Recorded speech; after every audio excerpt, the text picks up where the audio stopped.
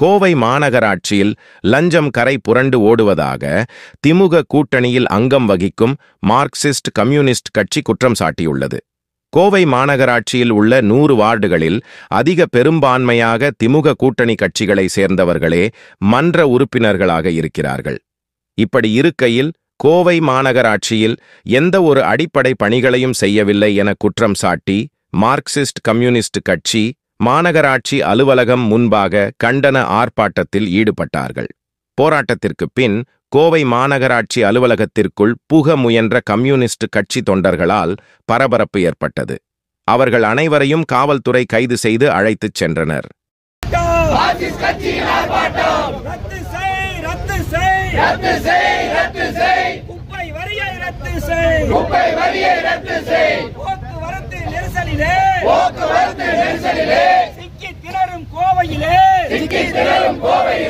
திட்டச்சாலைகள் எதுவும் இல்லை, திட்டம் எதுவும் புதிதாயில்லை. என்ன நடக்குது மாநகராட்சியில்?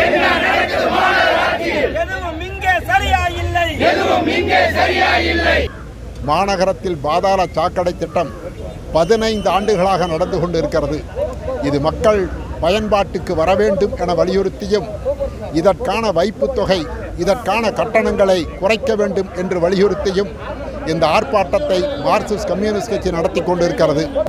சூயஸ் என்பது அதிமுக ஆட்சி காலத்தில் பெரும் ஆரவாரத்தோடு தொடங்கப்பட்ட அந்த திட்டம் இன்று வரை நடைமுறைக்கு வரவில்லை. எந்த தெருவிலேயும் 24 மணி நேரம் குடிநீர் வருகிறது என்கிற பேச்சுக்கு இடமில்லை. மழைநீர் வடிகால் இணைக்கப்பட்ட பகுதிகள் முழுவதும் மழைநீர் வடிகால் இல்லாமல் சிக்கி சீரழிகிறது.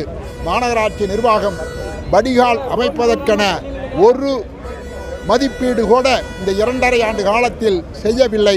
எல்லாவற்றுக்கும் மேலாக வரி விதிக்க வேண்டுமா, பெயர் மாற்றம் செய்ய வேண்டுமா, அல்லது வரைபட அனுமதியா, எல்லாவற்றுக்கும் வெள்ளி பணம் லஞ்சம் இருந்தால்தான் மாநகராட்சியில் வேலை நடக்கும் என்று இந்த மாநகராட்சியினுடைய அத்துணை ஆவணங்களையும் முன்னிறுத்தி மார்க்சிஸ்ட் கம்யூனிஸ்ட் கட்சி முதல் கட்டமாக இந்த ஆர்ப்பாட்டத்தை நடத்துகிறது.